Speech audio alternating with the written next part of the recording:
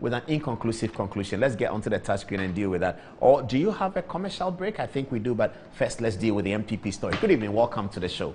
All right, so here we are, and I have on the touchscreen some important men. And I'm going to talk about why they are important. Forgive me if I have to stray and talk about Johnson Asiedu Nketia. I won't, but maybe I will. All right. So here we go. President Akufo-Addo is here. Alhaji Mahamudu Bawumia, Mr. Stephen Intim, and Justin Kodua. Now, these four men are very important because news breaking out of Alisa Hotel, which is just a walking distance from where I'm standing here, is that the New Patriotic Party's National Council, and that's where I bring in Johnson Asiedu Nketia. You see, because the release identified a group that is doing the submissions, and they are called the National Council. So that's the group that met at Alisa, the National Council of the New Patriotic Party, and it's made up of certain people. Now, the council could not agree on the date for the event. Why couldn't they agree? Because they're divided on two angles. All right. The NPP constitution is clear on something. It says that when the party is in power, the flag bearer is elected 24 hours, not later than 24 hours to the event. I've been told that it's in Articles 11 and 12 of the NPP Constitution. Article 11 talks about the parliamentary candidates, and Article 12 talks about the presidential candidates. Now, a presidential candidate for the New Patriotic Party, according to their constitution, ought to be selected not later than 24 months to the main event. The main event is 7 December 2024. 24 months to that is 7 December 2023. It's a view of some in the NPP. It is believed that those people close to Nana Akufo-Addo are holding this position.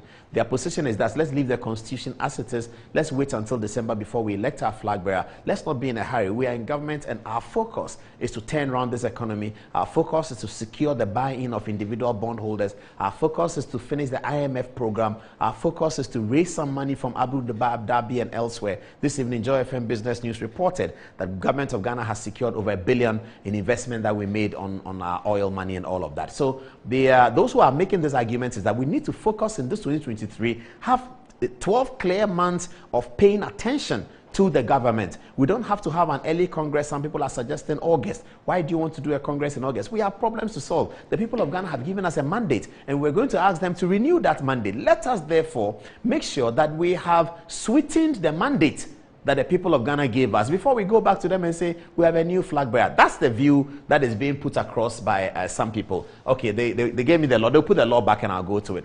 The other group of people are saying that, look, we have a difficult election to win. We're asking for a third term. It's going to be very difficult. It is important that the Ghanaian people know who our flag bearer is so that we can campaign and help them to make the decision in our favor. We don't have to wait and make the decision when the Ghanaian people have decided that they're not going to vote anybody MPP. Let's not let the Ghanaian people get to that place where they make a decision that we don't want anything MPP before they see our flag bearer. Let us show them our flag bearer and use that flag bearer to show them that what the milestone MPP has struck with Akufo-Addo is significant, but this flag bearer is going to take you further, and he's better than John Mahama. So that's the two arguments that is holding sway in the MPP administration. Let's see the laws if they are ready very quickly, and then we can deal with it. Okay, so the law is here. Article 11 of the New Patriotic Party Constitution says that parliamentary candidates shall be elected at least 12 months before the national general election. For the avoidance of doubt, the National Executive Committee shall have the power to determine separate dates for elections in constituency where the party has certain members of parliament. This is very interesting, and this I have to applaud the MPP. This article shows that they were thinking, because they gave a blanket 12 months, then they clarified it and said, for the avoidance of doubt, the National Executive Committee shall have the power to determine separate dates for elections in constituencies where the party has certain MPs. So they are making a distinction between what they call in political parlance orphan constituencies and holding constituencies. That's how they call it in political parlance. Orphan constituencies are the ones that they don't have. The holding is the one that they have. So when you come here in Article 12, it says that when the party is in government, the election of a presidential candidate shall be held not later than 11 months, actually I said 12, 11 months before the national general election. This is very clear. 11 months takes us, is it not November? December to December, is it 11? It's 11 November. There's a cameraman who is nodding. I'm expecting the graduates to tell me something. What? 11 months? When is it? Yes, please. Okay, sorry about that. The cameraman is the one who was telling me that it's 11 months. The graduates were looking at me. All right. So 11 months will be November. So it's not 7 December anymore. I said 7th November 23. 7 November 23, this should occur. All right. So that's what the NPP is dealing with right now. Where are the photographs of the men? Okay. So I wanted to start with that breaking story before we get into our main stories tonight. President John Dramani Mahama is talking about age. Is he talking about Akufo-Addo? Is he talking about Dr. Dufo? All right, so I end the story with these men. They have a lot on their shoulders. It's interesting to have Alhaji Muhammadu Bawumia in the mix, isn't it? Because he's a candidate for the job. It is about, he's interested in the dates that they're going to set up. He also happens to be vice president, and therefore is an important member of the National Executive Council, Committee. Is it good or bad? Is it advantage or disadvantage? I don't know. But he's there. President Akufo-Addo is not running anymore. He's not part of the contest. Stephen Intim is the chairman of the party. He's leading this. Justin Kodua is the one that a lot of the youth in the party are looking up to make right decisions. Good luck to all of them. That's the end of the first story. And it's 21 minutes past 9 o'clock. Today is the birthday of Osei Kwame Despite, and we put up a montage to celebrate him. Osei Kwame Despite, here it is. That was Osei Kwame Despite. All right. So what's our schedule for tonight? And the last 2 weeks, I started telling viewers, just so that they don't sleep and they don't abandon us at some points, which they do sometimes when we go past 11, is what we have for tonight. Okay, so I'm going to go through it. So we have a survey that I'm sure you've heard about, published by some people. I'll show you who they are. And they had polled 197,000 people in the 90 polling stations of 275 polling stations where the NPP flag bearership contest will be occurring. They have a detailed research analysis that shows that Alhaji Muhammadu Bawumia is in the lead as far as polling station executives are concerned, if the survey is anything to go by. I'll share with you the survey details, and then we can interrogate it. Next, after that, I will come to the story of the Attorney General. And we always hear these stories about how government's judgment debt is killing us and is hanging over us. We have a positive story tonight where the Attorney General was able to, by the application of legal arguments, save Ghana some $55 million of what could have been a looming judgment debt. And then I will come to the story of the parents. The parents that we are hearing very interesting parents from the stable of John Mahama. Things are also changing. It may not be Jena or Pokwa Jiman anymore. Everyone wants to win 2024. So all the brains are talking and they are discussing. I'm going to show you the parents of what they are telling John Mahama to do now. One of them even includes John Mahama and Alex Segbefi. I'll show you. One of them includes John Mahama and the policeman Kofi Boakye, COP Kofi Boakye as well. Because his people are thinking that, look, if you have to win 2024, you have to do certain things differently. And we now know that the NPP wants to break the 8, so they have to do something dramatically different because nobody has broken the 8. NDC want to bring back a former president. They have to do something dramatically different. Nobody has brought back a former president. So both parties are seeking to do something novel. Where will the Ghanaian people swing? I don't know. But I'm going to show you why both parties are taking this novelty and this bridge crossing very, very important. And so because of that, permutations are coming in. 2024 is going to be the election where running mate is probably more important than the candidate himself. It's looking like that running mate situation, choice of running mate is becoming far more important than the candidate himself. And then before I do that though, I'll walk you through the story of Ghana's running mates. The first one was 1979, of course, and what has happened since then, and then we can have a good show. So this is our own research analysis that we are presenting to you tonight. I get very excited when we are presenting something new. It's not just something in the news that we picked on, but something that we have researched, put together, and we are sharing with our viewers. That's how I like our program to be all the time, but we don't get it like that all the time. Let me flip back and begin the story with the Attorney General. Sorry about this. I want to begin the story with the Attorney General. So this one is the survey. No, I'll come back to that in a minute. Let me start with the Attorney General story, get that out of the way, and then deal with all the political stories. So there was a matter that came before Parliament Appointment Committee. During the vetting in 2021, two ministers appeared, many ministers appeared, but this matter was about two ministers. The Minister for Roads Designate, Honorable Kwesi Amoako-Attah, and the Minister for National Security Designate, Honorable Albert Kandapaa. Both of them were asked these questions at the Appointment Committee hearings. Now, it is about a contract. Very interesting. There was all suggestions of corruption and all of that. It's about a contract. A contract had been issued by the Minister for Roads, Kwesi Amoako-Attah. It had been terminated by the government, and it was sort of reissued under now the auspices of the Minister for National Security, Albert Kandapaa. Now, the company against whom the termination was made had told parliamentarians that ask them these questions because we are preparing to sue Ghana. It was a Chinese company, and therefore the diplomatic relations between Ghana and China was sort of threatened. Here is Sammy Okudzeto-Ablakwa, a member of parliament, member of the committee, asking Kandapaa questions about this. I'll show you that. Kandapaa gave the answers, and then I'll come to the legal matter, because the company actually carried out their threat. They sued in arbitration, asking Ghana for money for the termination. Today, we know that Godfrey Debo Adame, the Attorney General, led his team to overcome the arbitration in a certain way. I'll give you the details first, though, so that you can understand the story. Here is Parliament Appointment Committee Hearings 2021. Sam Okudzeto-Ablakwa is asking questions of Albert Kandapaa.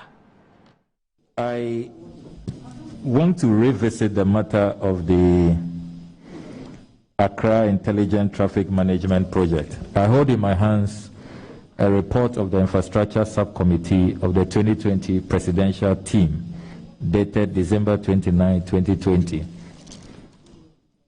Under the road subsector, page 19, item numbered 4.6, critical issues for attention of the sector for the next 100 days. The report states, termination of the agreement between the Ministry of Roads and Highways, represented by the Department of Urban Roads, and Beijing Everyway Traffic and Lighting Technology Company Limited for the Accra Intelligent Traffic Management Project. A contract was signed in 2018 for the project, and 2 interim certificates have been raised, which are yet to be honored. However, through government policy, a new agreement for the same services was signed between the government of Ghana, represented by the Ministry of National Security, and Huawei Technologies Company Limited, and China National Import and Export Corporation. This narrative appears quite different from what you told the Honorable Muhammad Yariga. This is signed by the Honorable Roads Minister. And you do know that it's created some diplomatic concerns, especially as you are now going with Huawei, and you know the challenges Huawei is having in Europe and America. As former Foreign Affairs ranking member, I know that this matter is causing quite some consternation. How are you going to clean this matter up? There's looming judgment debt and all of these diplomatic ramifications. The Roads Minister says within 100 days, this must be cleaned up. Your response, Honorable Minister. Yes, I'm aware of this controversy. I can also point out to you that it is totally untrue that 2 invoices have issued, and is it paid or what, outstanding? You only issue an invoice when you would have started the work. They have not done any work whatsoever. You know, that's what they say. I'm telling you that having studied the program, they have not done any work whatsoever. Honorable Member, our position on national security is this, that we are going to spend money to put up the same infrastructure that we have already. I know the concerns from the Ministry of Road and Transport that they should continue to manage the project and put up another infrastructure.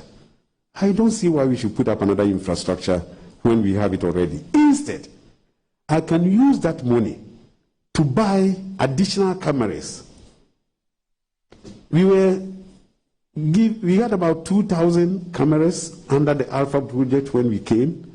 We have recently added some 8,000, or adding some 8,000.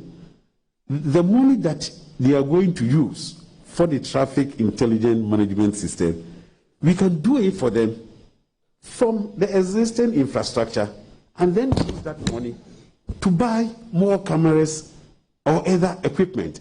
It's as simple as that. And Honourable Member, I would want you to get more involved with this case and advise us whether what we are saying is not in the best interest of Ghana. I think it is. Okay, so the story didn't end there. So you saw that Albert Kandapaa was very passionate about the decision that government had made, but even invited the honorable member from the other side to scrutinize it, to ventilate it. And he assured him that if he does, he'll come to the conclusion that government was right on the matter. Okay, but the litigants were, the affected company was concerned. So they sued in court and they had to contend with this young man here, Godfrey Adame. So what happened when they sued looking for judgment debt? Here is the details of the matter. Let's put the case now. So the case went to arbitration. It was entitled Beijing Everyway Traffic and Lighting Technology Company Limited versus Government of Ghana. All right, so this is the facts of the case. The case concerned an international dispute between an agreement between the government of Ghana and the government of China.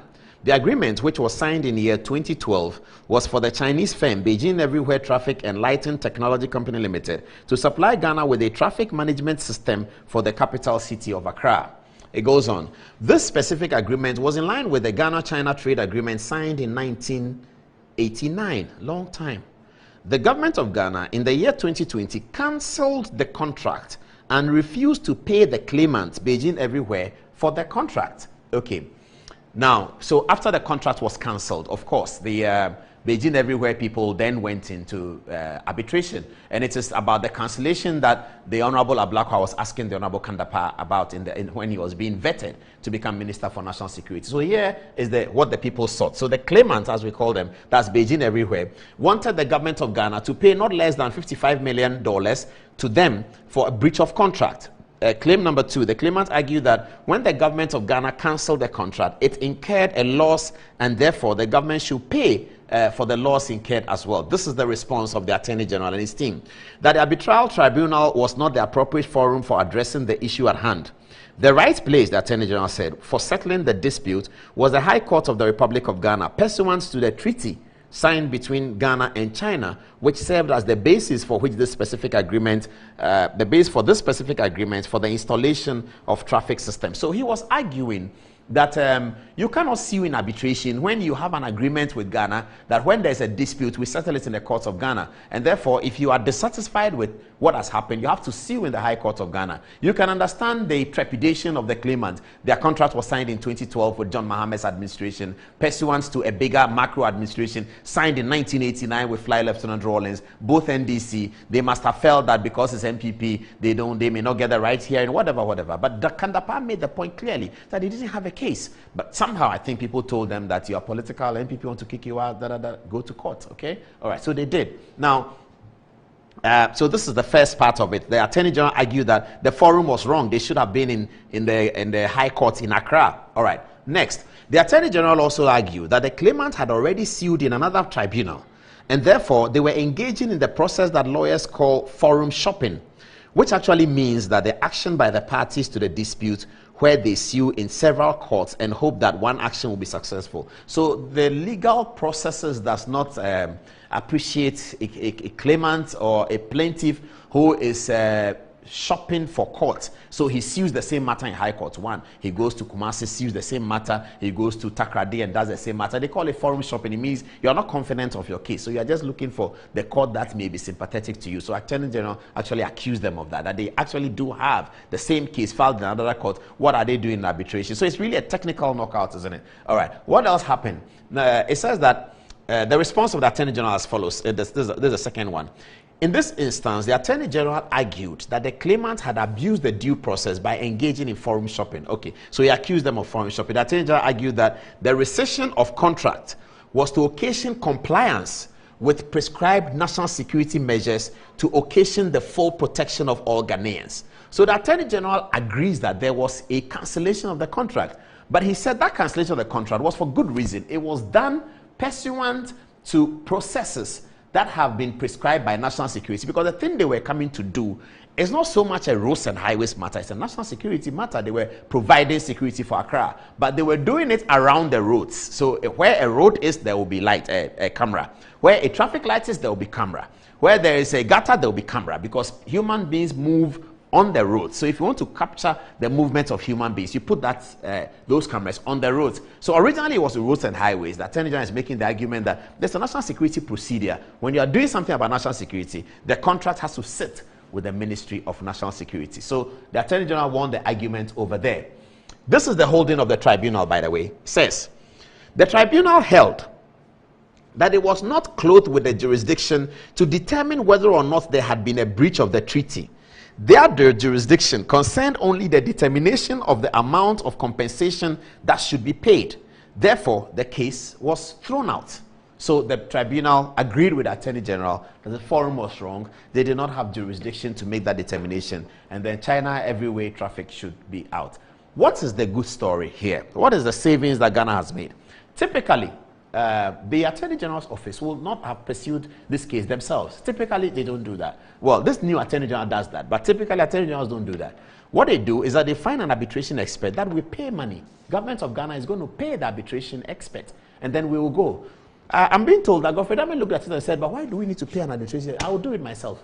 And then he went to the arbitration panel with his deputy, Dinah, and then also with the Solicitor General, and they argued the arbitration. This will be, it doesn't often happen. I mean, in Ghana, it's an arbitration. Always you have, when what do they call it? The GCNC, is that what they are called? The petroleum people who sued us a lot of money. You saw that we hired arbitrators. We go everywhere, we hire arbitrators. I'm being told that when this matter came, the Attorney General said there's no point to hiring it. We are also lawyers. We are competent. We can deal with it. So they dealt with it, saved Ghana 55 million, and then also they save Ghana money for legal fees because they don't charge any legal fees when they work for Ghana because they are being paid monthly. Their pay may not be as much as the lawyers would have taken, but this is what he did. The Attorney General decided, look, I'll do this thing myself. I don't see why I should be a lawyer, and then we go and find money and pay another lawyer and say that he's the arbitration expert. We are all qualified to go to arbitration. Take the books, let's go to the arbitration, let's deal with it. So the only cost that Ghana may have incurred is if there was travel costs that will be incurred. But in terms of paying arbitration, thank you very much, Mr. Attorney General, and more grease to your elbow. Hope that you can win more cases for us. Okay, it's now... what was the time now? It's 22 minutes to the top of the hour at 10 o'clock. We are going to begin with our main story, the survey and the story of the parents. Before then, though, I'm guessing that there's some text messages coming. Let me use the text message to prepare the task screen for the work that we're about to do. Let me go to you, Mikael. What are people saying about what we have so far? Right, so on the first NPP story, we've got Yusuf Abdul Rahman saying DMB next to lead. I wish you'd have specified whether you're talking about the NPP or the presidency. Adam Salia says, the meaning of the agreement between the Ministry of Roads and Highways are presented by the Department of Urban, Routes and Page in Every Way Traffic. I'm not sure this message is coherent. Please come again. Akoto Emmanuel Adu says, Dr. Mahama is our man, NPP chairman. Please, has he resigned this position? We don't hear of him in public. He should hold press conferences to refute allegations, as Sama Barton would have faced them squarely. Now, this is from Godwin Agbeko Akpachi. He says, the Honorable Ejako Boache Trebanting is the hope for the party and the nation going into the 2024 elections. We've got a few messages saying Kennedy Afar, Bamia has got it, and that's it for now. Let's hear from you, Annette. Okay, so Lady Will says, Godfrey Dame is the law, and the law is Godfrey Dame, a Blackwell Judgment Debt contractor. Musa says he's actually learning something here. Paul, keep up the good work. This is coming from Roger Azure.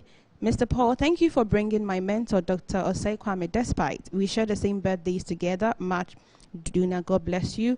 Okoto Rasta Mawuli says, good evening, Paul. You are doing a great job. Keep it up. My greetings to OT Regional Chairman Dapa and Chairman Suli Biakode, Chairman. Raymond Inso Akakeya says, good evening, Paul. Thank God it's Thursday again, and we are privileged to have you and your intellectual team on your program. Continue to use your knowledge to educate us. Dear NPP, limit your consultations and hold primaries for the orphan constituencies early enough. We want to get to work early because we are winning the Karachi West seat come 2024. Alhaji Bob City says, Paul, assalamu alaikum, and thank God it's Thursday. May the Almighty Allah continue to bless you and your entire team, and to my MP Honorable Eko Vincent Isufua. Paul, concerning the MPP flag bearership and the running mate issue, I suggest that Dr. Matthew Opoku Prempeh will be a better running mate to any of the flag bearers to be chosen for the NPP. He will pull more Ashanti votes for the party to break the 8, God willing, 2024. Lastly, from Raymond and so, good evening, Paul. Thank God it's Thursday once again. And continue to use your knowledge to educate us. What do you have for us, Karen? Okay, so this is from Charles Osei. It says Bawumia should be chosen by the delegates to lead the party in 2024 elections. Ado says Mahama is lucky. Here in the US, all ill-gotten cash will be investigated by FBI. The law has no respect for anybody. Writing from US, Ohio. Godwin, it says the Honorable Ejako Boachi Chairman is the hope for the party and the nation going into 2024. Okay. Wafanye says, happy birthday to Despite. Felix Apia says, Paul, good evening. Thanks for the good job you are doing. My issue is, why do we allow Ablakwa to always fanfool us? What has he been able to fully prosecute since he started this hate for the government? Papa Paul and your team, we salute you for education on several matters. You are good. From Ado. Okay, over to you. From Maxwell Entry saying no Dr. Bawumia, no votes. From Bismarck Bones to Mensa Cashman, ex-President Mahama think he will not grow on now. From Akoto Emmanuel Ado, hey, this man has no shame. I don't blame Mahama. I blame NPP for not prosecuting him for over-invoicing payment of Dubois judgment debts. Bismarck Bones to Mensa Cashman, from Nanayawa Siedu, please don't talk about the survey, which the source cannot be traced to any physical address, website, email, or telephone number. From Katrina Rostova, the NPP has collapsed every institution in Ghana with a high level of corruption, incompetence, nepotism, and insecurity.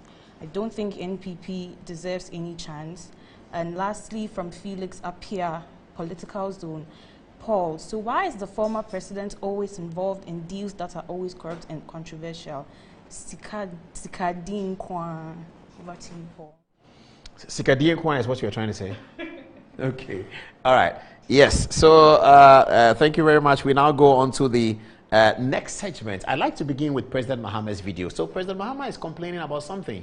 Could it be that the Dr. Dufour campaign is now getting to him and his party and his supporters, and so they are responding to it without mentioning Dr. Dufour's name? He said that if you are 80 years old, Dr. Dufour is 78, actually, he's not 80, that if you're 80 years old, you shouldn't be thinking about presidency. How old was Reagan when he turned America around? I don't know. You can Google. Please Google quickly. Reagan became American president in 1980 after a big Congress fight with George Bush. He became president of the United States in 1980, and he was president until 1988, 2 terms, and George Bush was beat Dukakis in 88 to become the next Republican leader when he was vice president of the Republic. Reagan was quite old, and there have been a few other people like that. President Mahama says, however, for Africa's age and population, you shouldn't have such an old man like Dr. Dufour wanting to challenge him for president. Here's President Mahama speaking at Chatham House in London.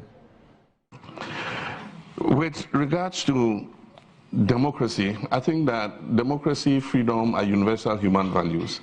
And even though we might, for our Africanness, try to be protective of ours, I mean, still, when you have a leader who's old and senile, he has no business continuing to be leader. It doesn't matter whether it's Africa or wherever.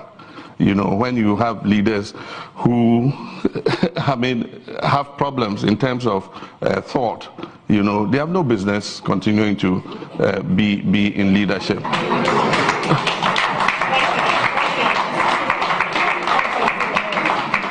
And especially when you have a population, a continent as youthful as Africa. 60% of the population of Africa is young. And so, I mean, why would you have 80-year-old and 90-year-olds, you know, still, I was going to say they should be home looking after their grandfather, their grandchildren, but I recently became a grandfather myself, so. And so values of democracy are universal, and we need to continue to deepen democracy in the modern world.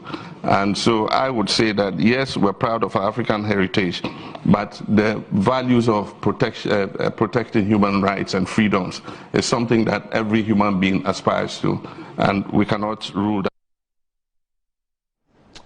All right, so President Mahama is also telling President Biden, the American president, that Mr. Biden, please don't come for a second term, because by the time Biden wants a second term in 2024, he'll be 81. So Biden, President Mahama says, don't try a second term. President Mahama is doing this apparently because Dr. Dufour's campaign perhaps is getting somewhere. It's getting somewhere with him. Is that why he's doing that? I don't know. Okay, now we are moving into the first story. I'm going to give you the story of the running mates, the vice presidents of Ghana, how they've been chosen. I have a particularly dramatic story to tell you on how Aliu Mahama was chosen in 2000. Very dramatic story. It which includes Dr. Tony Edu in the mix, and Alhaji Major General Joshua Hamidu, who has passed recently. I'll tell you that story. It's part of the running mate situation that we're going to deal with today. And then after that, I'll show you on the touch screen the pairings that are coming in. Send me a text. Tell me which pairing for the NDC you think will work and which pairing for the MPP will work. I have to take a commercial break now because when we come back, we are going full speed. We will not have time to break. So it's time for a commercial break. What's the time now? Oh, sorry. My phone is always buzzing like that. I think it's 15 minutes to the top of the hour, 14 minutes to the top of the hour, 10 o'clock. This Good Evening Ghana is live. It's time for commercial break. When we come back, full speed, who will be whose running mate? Who and whom can win the NDC and MPP situation? We'll talk about that when we come back, starting with the survey.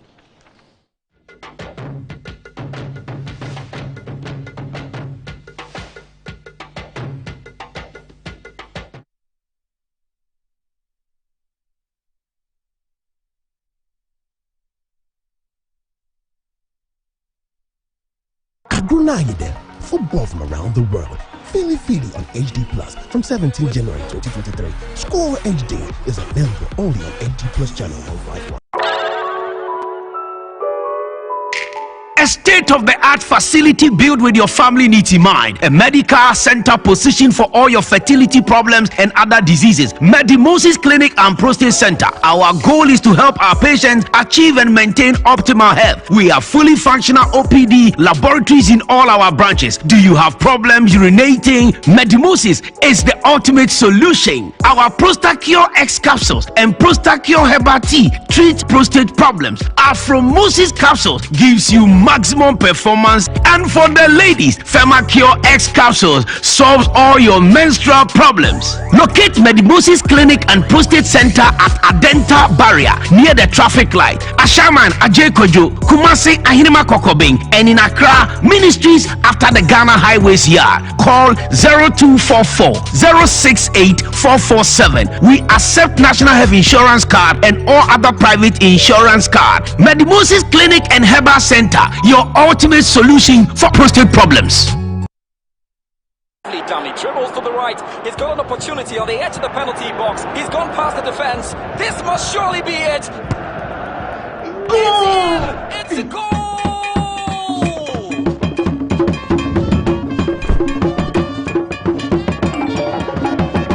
Only 150 pesos. You can win up to 16.5 million Ghana cedis in the Betway Atina Ketia jackpot. A jackpot muhine. Bet responsibly, not for persons under the age of 18. This advert has been approved by the Gaming Commission of Ghana. Secretary. Yes, boss. Patron Fakot document in bro. Pacho Medeba. Boss, sorry, boss. Boss, na edrobe name I'm say. It's unti tontina 74 mix shanka. Wow. Oba for general well-being. Sir. Very good. And money abet manum. Kope binato. Any okroji o. Kope binato. Ghana for say munim say medumani say metwitwa age amanfo. Sa ena me hia edro a ebetwitwa age me afi yare ahodro bebre. Na metumi agina me na so age amanfo. Asemi num tortina 74 mixture. Emma me apomodin. E supporting the immune system na emma me asomdwe. A drain nyama painful. Abata woma o manufo. Ene nkwada woni mfie du. FDA aje dwede nkrato yato.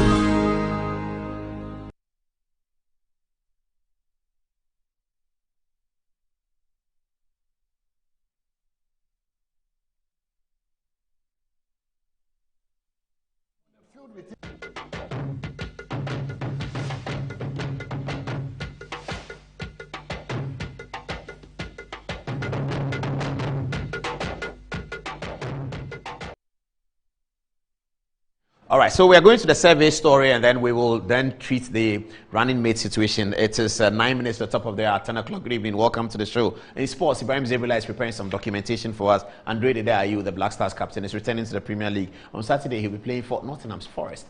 Not Everton, Nottingham Forest, and he's going to sign for 6 months. Okay, so the survey is conducted by Research Report, predicting the outcome of the impending MPP Delegates Conference to elect a flag bearer, jointly published by the Center for Sustainable African Development Initiative, C-SADI UK. Please, somebody wrote a text and said that the survey is conducted by the group that doesn't have an address. Please, can you find the address of this organization, and then we can put it out. This is a live show. We can treat it very quickly. And Outcomes International Ghana. Please, another person should find Outcomes International Ghana, who they are. Let's get into the survey. What are they saying? What research questions did they ask? It asks as follows. What is the demographic makeup of the delegates? What is the level of support for the various viable candidates among the delegates? What will be the effect of ethnicity and religion on the chances of the viable candidates? On what basis do delegates assess a candidate for the MPP flag bearership? Now let's interrogate the questions that they are asking. Okay, question number one, what's the demographic makeup of the delegates? So they want to know where the delegate is coming from. All right, what is the level of support for the various viable candidates among the delegates? That's a reasonable question. What will be the effect of ethnicity and religion? Ethnicity is important, but religion is probably there because they want to test the viability of Alhaji Muhammadu Bawumia, given that he's from the minority Muslim group. I'm sure that's why that question is there. But let's move on and see what answers they got. Okay, the study was done in all 16 regions of the country. An estimated 197,000 MPP polling station executives were the target population. The polling station executives form the most important constituency, as they make up about 90% of the total delegates who would elect the MPP candidate. Okay, let's move on. Next one. Data was obtained between 15th November 2022, that's very significant, and 15th December 2022. So it happened last month or so. We're in February, so 2 months ago. Okay, more than half of the polling station executives who participated in the survey were Akan, 54% Akan, and 46% non-Akan. In terms of religion distribution, it was 78% of them were Christian and 20.6% of them were Muslim. Okay, let's get the details. Ethnic, geographic, or religious background of the candidate did not appear to have a significant effect on the polling station executives' voting preferences. Indeed, 9 out of 10, that is 86.4% of the polling station executives, believe that a candidate's religious affiliation does not matter to them when electing a flag bearer. That's very significant. Is that also your concern? Is that also your position? This is where you have to start sending the text messages in a big way.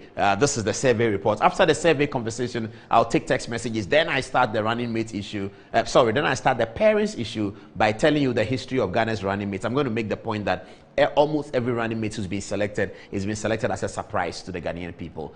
Well, not the total surprise, but sometimes 65 to 70% surprise. I'll show that on the touch screen in some detail. And then after that, I'll go to the parents of this year. What are people saying? Alan Chematin, if he wins, who should he have as a running mate to win? If Dr. Bawumia wins, who should he have? President Mahama, who should he have? We'll do NDC first, and then we'll do MPP. Then you can chew on it and tell us what you think. Okay, so let's move on this survey. So now this is the survey results. Put that on the screen for them to see, please. Put on the TV. Yeah, great, that's there. Now, so look closely at your television. It's still quite small. For those of us who are old, we can't see it well because our eyes need help. But those of you who are much younger, you can see it from a long distance. When I was younger, I could see this from Tema to Accra. I can see it, but now I can't see it anymore. All right, so look at it. So the blue lines represent votes for Dr. Bawumia. It's 16 regions, so that's why it's spread like that. The red lines represent Alan Chematin.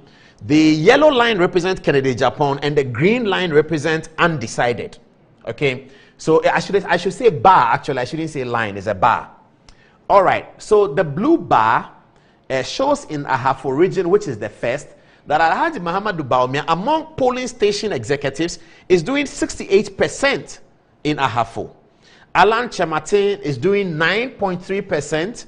Kennedy Japan is doing 6.3%, and undecided is 0.7. Undecided is 15%. Sorry, undecided is 15%. Other is 0.7. All right. Then you look at Ashanti, which is very significant. Alan Kyerematen, among polling station executives, at the time this survey was done, is doing 24% in red. Alhaji Mahamudu Bawumia is doing 52% at the top. And Kennedy Agyapong is doing 4.9%. And again, undecided is doing 16%.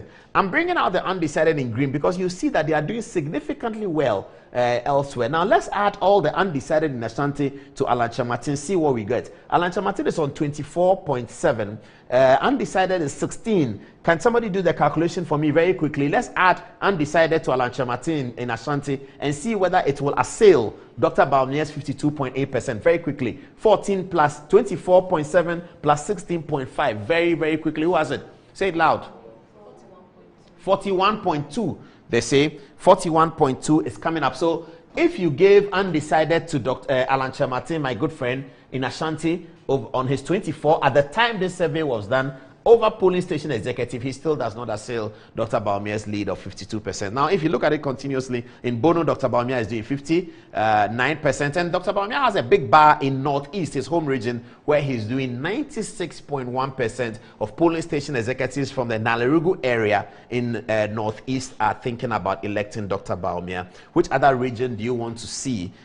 So you can look at the survey. We will put it up on our social media page, on our Facebook page. Tomorrow is Friday. Maybe we are all not that busy, and then you can look at it throughout the weekend. You can interrogate and query it. If you get some significant questions you want to ask us in terms of the credibility of this work, you are very happy to send the questions to us. We would like to see that because we want surveys to be good and strong. So we are just showing it to you. We are by no means endorsing it. We were not there with them, but this is the survey that has been put across. If you have any queries, please send them to us. Let's move on and see what happens. Okay, so from the survey results, these are the three potential winners of the MPP contest, with Dr. Bawumia in a very, very strong lead at the polling station level. At the polling station level, Dr. Bawumia has taken a particularly strong lead. And this is Alhaji Bawumia, Alan Kyerematen, and Kennedy Agyapong. The three of them cannot be on the MPP ticket, but two of them can be on the MPP ticket. Who could that two be? Wait for our conversation on the parents, and then you get it. Okay. So the most preferred candidate for the MPP's flag bearer position among among polling station executives is Dr. Alhaji Mahamudu Bawumia. He's leading in all 16 regions. The closest contenders to Dr. Bawumia are Mr. Alan Kyerematen and Mr. Kennedy Agyapong, respectively. Alhaji Mahamudu Bawumia is doing 62% on all polling stations from this survey. Alan Kyerematen is doing 18%. Kennedy Agyapong is doing 5.5%. Kwabena Agyapong is doing 0.3%, and undecided is 12%. Other, including Usefri Akoto, does it include him? I don't know. Including others, is 1.3%. Okay.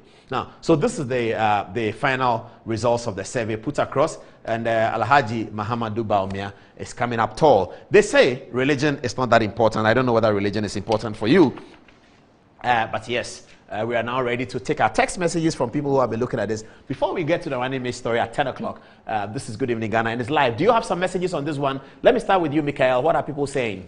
Okay. So this is from Ajiman Griezmann. He says, Napo is a constant that Ghana needs. His record at the Education and Energy Ministry is enviable, and he needs to have a higher set cabinet come 2025. Now, Michelangelo Saba... this is from Bra George. He says, DMB and Ken. Lord Derek says, Ken and Ursula, great combo for the NPP. And Shraba says, Allen or Boniface is the surest bet for 2024. Yakubu Jr. says, DMB and Napo are a solid team to comfortably break the 8. This is from Citizen Joe in Laguna Radio. He says, Bawumia ticket plus any youthful Ashanti person. And lastly, Tofik from Kete Krachi says, good evening, Paul. The only bet that could win the 2024 elections for the NPP is the economy, not Allen or Bawumia. And lastly, Master Planner Jr. says, Ghana will soon be one of the best countries on earth. Okay, Dr. Bawumia, the digital man, is coming to take Ghana to the promised land. Greetings to Honorable Ninoy Noti of Koliklote. Very optimistic message. Let's hear from you, Annette. Okay, so coming from Opei Muwoyomoy, he says, on the ticket of running mate, I think that Dr. Matthew Poku Prempeh would be a perfect match of pair with Dr. Mahamudu Bawumia. And then Sibawa Bawa says, as espoused by John C. Maxwell, a leader is one who knows the way, goes the way, and shows the way. Dr. Mahamudu Bawumia has over the years proven his mettle to be the bright star, the elephant family. Greetings to Dr. Matthew Opoku Prempeh Napo and Nana Matima Boache. Kaya Yoba Efia Baron says, if we want a goal-oriented person, one who can bridge the gap between government and the people, we should look no further than Dr. Matthew Opoku Prempeh, for he is the man. Napo is a track holder. Check his records at Education Ministry and Energy Ministry. Also coming from Gastiman, he says, does the former president Mahama really understand the implications of what he said about his personality?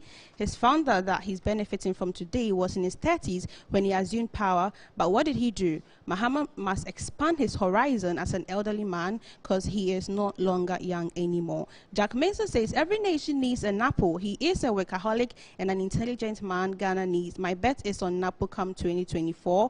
More is coming from Hamdan Abubakar. Dr. Mahamudu Bawumia and Dr. Matthew Opoku Prempeh would be a perfect match and can win the 2024 elections for the NPP. Alan Tremantin is NPP's candidate in waiting. 2024 is Alan versus Mahama. This is coming from Odikro Nana Kobina Atta. Katarina Rostafa thinks that JDM and Nana Jane can defeat anyone from the NPP. Kwame Ju thinks that Alan Tremantin paired with anyone at all will win. Kweku Dennis thinks you always need a versatile and a thinking running mate who will add something to the ticket. Therefore, let's do Dr. Matthew Opoku Prempeh. Karen, what are people saying? Okay, so this is from Mustafa. He says, good evening, Paul. NPP communication is dying. Our leaders should come to our aid. The Adidija is killing the spirit of the communicators. This is from Lily Wu. Say, Mahama talking about age. Please keep this video. So when we bring Bawumia and he talks, then we play this video for him. Kwame Ju says, Paul, just like the info analytics team availed themselves after their post, wouldn't it be nice if the people behind this survey availed themselves for questioning too? Haji Abiu says, Napo should be the only non-economist to enter the Jubilee House with his diverse knowledge on a developmental issue. Lastly, from Kwame Judy says, any survey that puts Alhaji Bawumia ahead of Alan is even Volta region is laughable. Over to you. From Sibawi Bauer, even though I don't believe in the politics of religiosity, but as far as 2025 is concerned, NPP should respectfully break the eight with Napo and be the first Christian to be the vice president from the NPP tradition. From Opemu Woyome, regardless of the number, mode, method, or findings of surveys or researches undertaken, His Excellency Dr. Mahamudu Bawumia should emerge as the flag bearer of the party and ultimately the next president of the Republic. From Roger Azure, Mr. Paul, Dr. Bawumia and Dr. Matt Opoku, the alternative, Doctor and Doctor all the way. Sibawi Bawa, Bawumia Napo 2024. And lastly, from Kwame Jude, Paul, can you please get the people behind the survey and interview them? I think that's a reasonable request. We're going to get the people behind the survey and interview them. I think that's very reasonable. I want to hear it as well and understand how they came to their conclusion. Now, though, we get into the beginning of the full story where we're going to discuss the running mates issues after we finish with the survey. But before we do that, I'd like to give you an interlude, shouldn't we? I'd like to give you an interlude. Now, the interlude is a story from Metro TV. My favorite reporter here at Metro is a lady called Eugenia. Eugenia works at the presidency and she put up this story. Now, pay attention to the story, viewers, but the part I want you to pay attention to is when the ladies appeared. I'm saying ladies, so just focus on it. When the ladies appeared on the screen and President Akufo-Addo appeared to be saying, hey, and Eugenia appears to have caught the president's ad-libbing and also said in her story, hey, what were the ladies doing that made President Akufo-Addo say this? Hey, this happened in Bema Camp yesterday. This is Eugenia from Metro TV Newsroom. Beautiful story. It's a real classic journalist, news reporter story. I just love those things when I see them. Eugenia, congratulations. I owe you a phone. Another phone. Okay. All right. Eugenia just got married and she's doing very, very well. Even after when she was getting married, we were worried that she gets married and she'll say, I'm not coming to work. Eugenia is still working very, very hard for the company. Here is her story from yesterday. When the sun and it's on, you can't stop till it's done. Sikatam na mepo, a pants yamasis way, great smano. That pink wine I mentioned, great smano, great smano. His entry was spectacular. As the regimental band gave off their sound, his voice reverberated in the crowd, and he got heads turning like the soldier he is. Oh, soda, soda, soda, soda. Stand and preach your test. Here it come, here it come, here it come. Don't make them dash you up. Don't let them touch your skin. Soda, soda, soda, soda, soda, soda, soda, soda. Of course, his Black Sheriff, the reigning hitmaker, he performed his back-to-back hit songs from Second Sermon to Konongozongo and kept the military men and women on their feet from start to finish. A handshake from President Akufo-Addo, who beamed with smiles throughout Blacko's performance, signaled approval from the first gentleman of the land. Soon after Black Sheriff's performance, these ladies took center stage.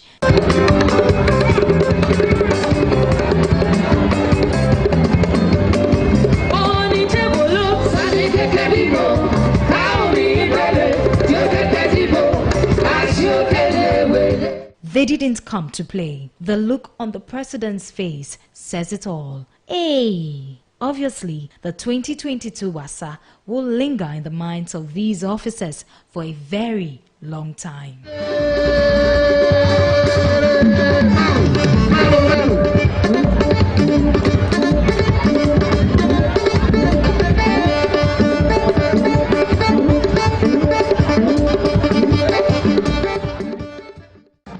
When the sun and it's on, you can't stop till it's done. Sikatam na mepo, a pants yamasis way, great smano. That pink wine I mentioned, great smano, great smano.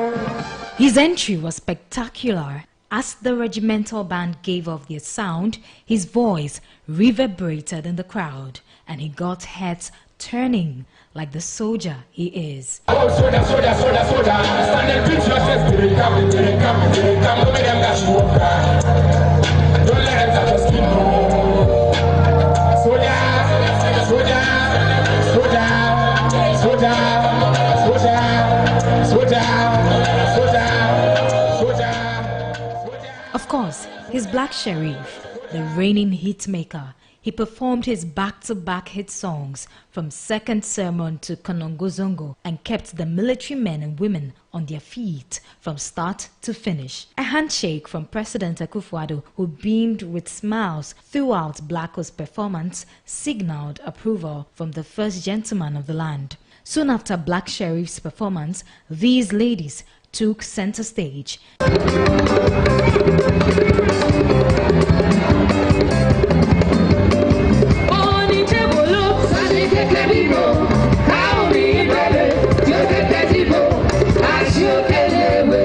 They didn't come to play. The look on the president's face says it all. Hey! Obviously, the 2022 Wasa will linger in the minds of these officers for a very long time.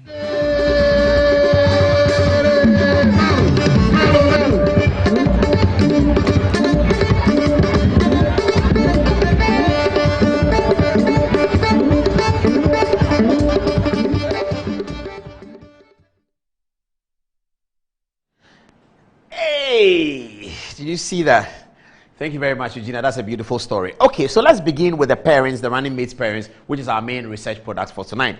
All right, now I'm going to take you into the history of our presidential vice presidents, and I'll tell you a big story about the year 2000. Before then, though, let me take you to the history. So Ghana didn't have a vice president until 1979, relatively very new, because the old in times we didn't have a vice president. We operated the British parliamentary system of government where you had a prime minister. So from 1951, Nkrumah started as leader of government business in 1951. In 1954, his party won the election and he became the prime minister. In 1956, there was another election ahead of independence to determine whether Ghana should be a federal state or a unitary state. The argument for unitary won. Nkrumah was retained as prime minister. In 1960, Nkrumah changed the constitution onto a presidential system. His reasons were that he needed power to be absolute and concentrated so that the Africanization agenda can continue. He didn't need a prime ministerial system where every day he's in parliament, people are heckling him, and every 2-3 weeks they are calling for election like we've seen happen in the UK. The last 4 years, the UK has had about 3 elections because that's how that system works. Nkrumah didn't like that system. He wanted a system that has predictability. He knows that there'll be election every 4 years, and so we amended the constitution and chose the American-style presidential system constitution in 1960. Okay, so the next election was due in 1964, isn't it? Nkrumah cancelled that election, and then we became a one-party state such that the CPP and Nkrumah will be the only people in power for a long time, and all Ghanaians were supposed to join the CPP with the African unity agenda. So in 1969, when we returned to constitutional rule, we repeated the British parliamentary system. A lot of the people who controlled the 69 affairs had been educated in Britain. Edward Akufo-Addo, the president's father, his friends, William Ofori-Atta, Samuel Okudzeto, and all of them had been educated in Britain. So they, Buzia, the prime minister, so they liked the British system. They continued in 1969. So Buzia was elected prime minister, and Edward Akufo-Addo was elected president. Okay. So that system was overthrown by a Champon's government in 1972, and then came 1979 elections. That's the first time we decided that we are going to have an elections on the presidential system, and so we needed a vice president. De Graaf Johnson here was elected by the PNP people to be the vice president of Dr. Limann. So Dr. Limann actually had a very little role in choosing his own running mate, because running mate was elected at that time. We decided that we'll not do that again. We'll not elect running mates again. So that was the first. This man is the first vice president ever in Ghana. Nice, decent looking, fancy man. De Graaf Johnson. All right.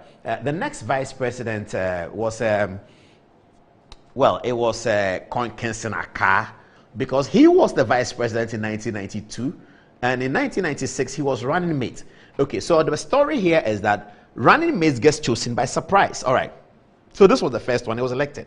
This was John Kufuor's running mate, which was a big story. Akka had been chosen as a surprise to the Rawlings ticket in 1992, because Rawlings had initially wanted to run with a guy called Reverend Kweku Boateng. Now, Reverend Kweku Boateng is the father of Paul Boateng, the British politician. He calls himself Paul Boateng. You have to understand him. That's how the people where he grew with, that's how they pronounce his name, Boateng. So if you go to London, I've seen him so many times.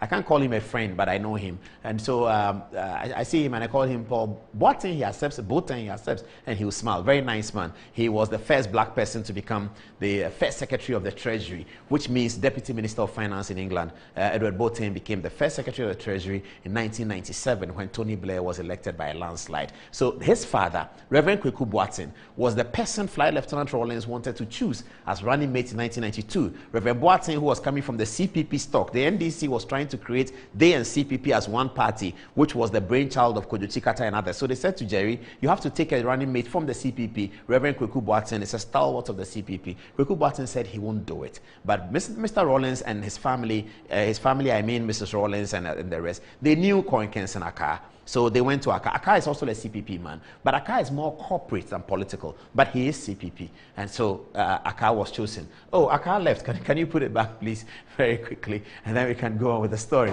So Kensington Akka became the running mate of Flight Lieutenant Rawlings in a surprise manner. The argument of this story is that running mates often come as a surprise. We don't know what's going to happen now. Okay, so we're still waiting for them to put back Kensington Akka on the screen at 14 minutes past the top of the hour, 10 o'clock, and then we'll continue with a bit. This is Good Evening Ghana is live. I'm still thinking about the story that Eugenia made where the president said, hey, I'm still thinking about that. Okay, De Graaf Johnson is gone. Thank you. Kensington Akka is here. Then in 1996, Kensington Akka partnered President Kufuor in what was the most interesting situation. Akka was the sitting vice president. He had lost his relationship with the president, J.J. Rawlings. It is reported that Rawlings had heckled him at a meeting, and Akka was very upset. The NDC party decided to go for another running mate. Again, another surprise. Professor Mills was chosen in very hurried circumstances, and we've showed you that video already, Kwame Naho's testimony. So they chose Mills,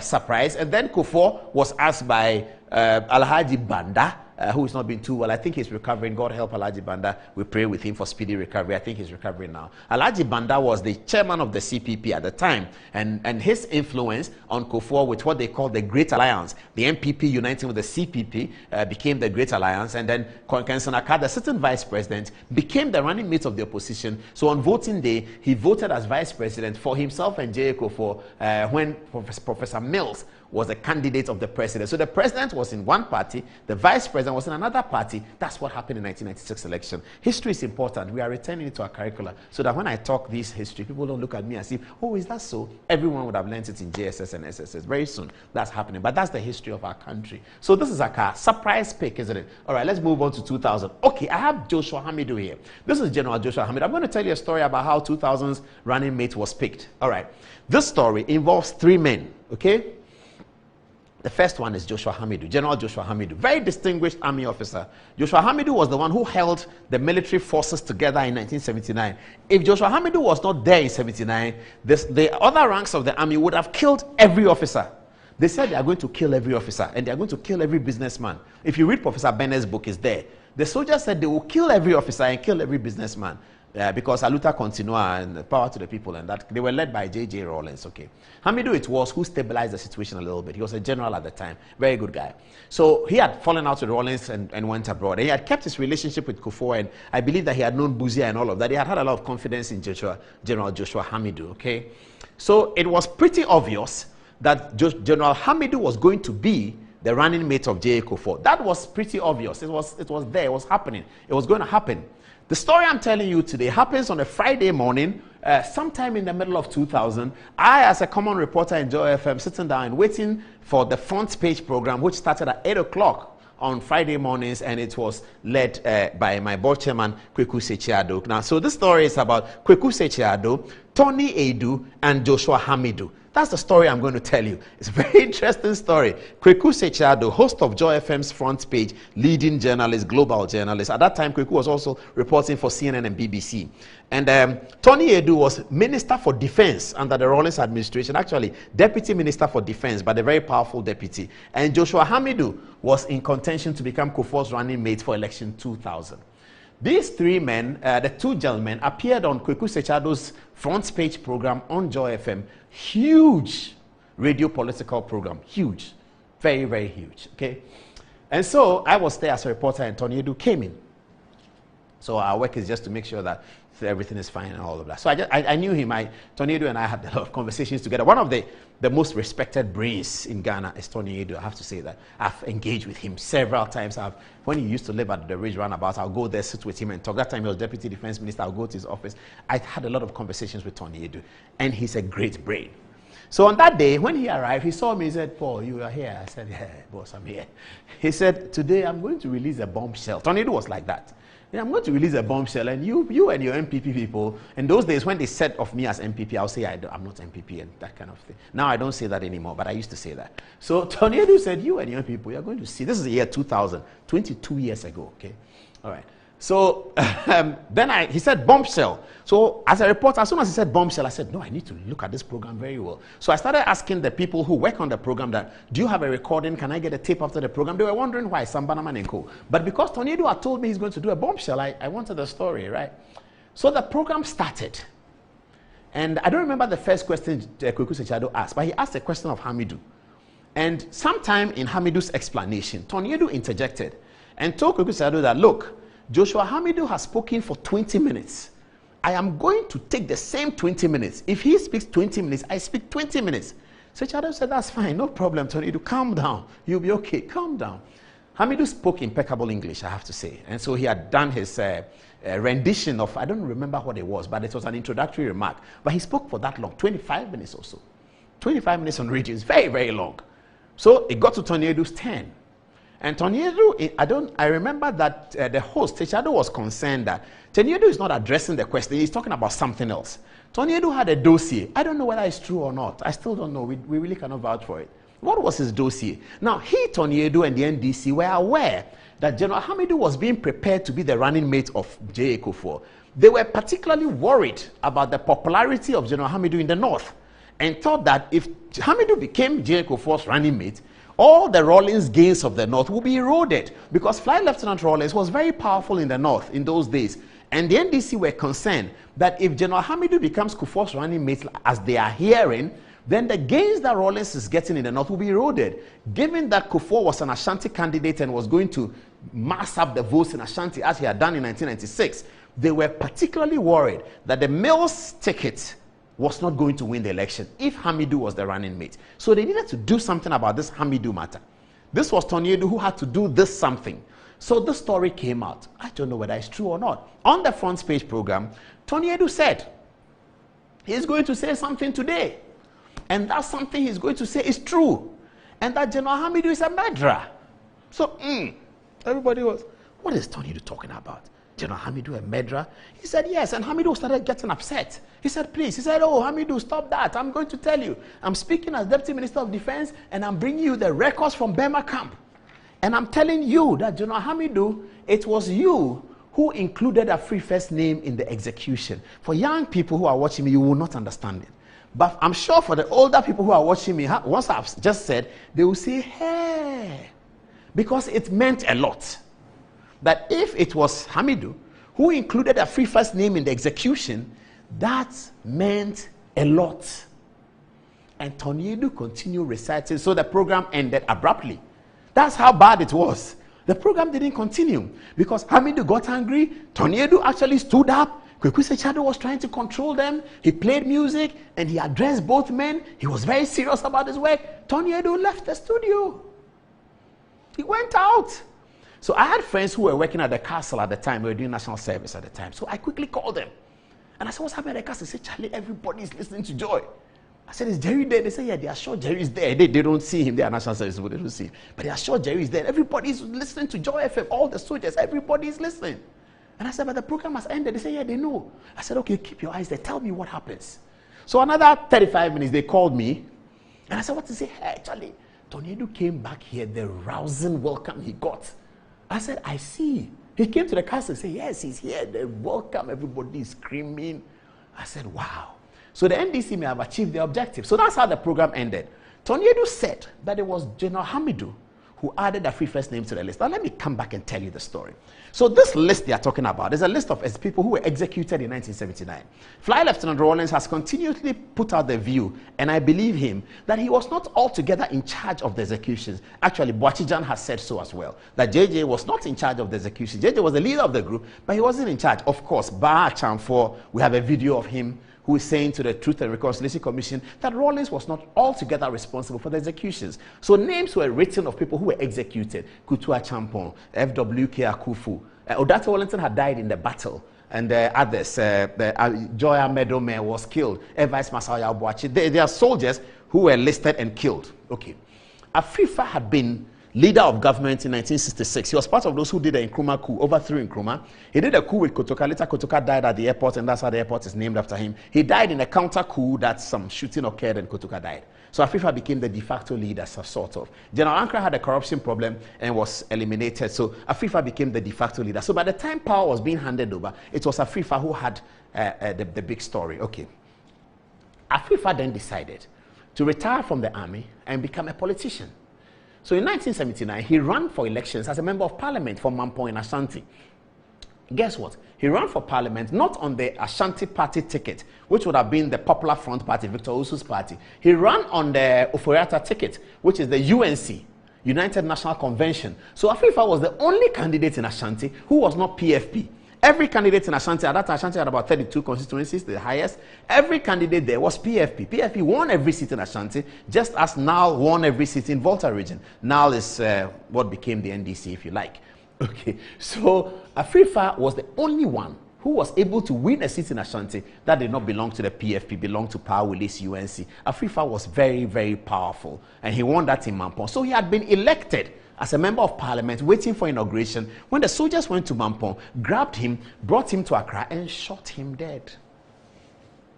And so the concern was, but if you are killing people who had been in government and you see they are corrupt, what has Afrifa done? He has finished government 10 years ago. He has stayed in Ghana. He has done his farms. He's become a politician. Why did you go and kill him? And since 1979, the story had lingered on in the minds of Ashanti elites, and they were very concerned about the inclusion of Kwesi Amankwah Afrifa. J.J. Rawlings is reported to have told Otumfuo Opoku-Ware several times that it wasn't his idea, he was against it, because Opoku-Ware was interested. Why are they killing my dish here? So that was the concern, that's the philosophy. And J.A. Kufuor comes out of the belly of the UP in Ashanti. He comes from he comes from Apijafie, he's a royal. So the Afrifa thing is a big story for all of them. Then comes Tony Edu, who tells the general public that Hamidu was responsible for Afrifa's list name on the list. You can understand the consternation that created in Ashanti region. Everybody was concerned. And the question then went to Kufuor that, would you still have Hamidu as your running mate so that he becomes vice president if you win this 2000 election that we think you're going to win, when he was the one who is being alleged to have been responsible for Afrifa's execution? Kufuor loved Hamidu. Everybody loved Hamidu. He was a gentleman. He spoke well. Great soldier. Great brain. Everybody loved Hamidu. But this was a sticking point. This one was a sticking point. So I believe J. Kufuor took the decision that, well, I have an election to win. If I become president, I can do anything I want with Hamidu. At this stage, I don't want any consternation in my home region, Ashanti.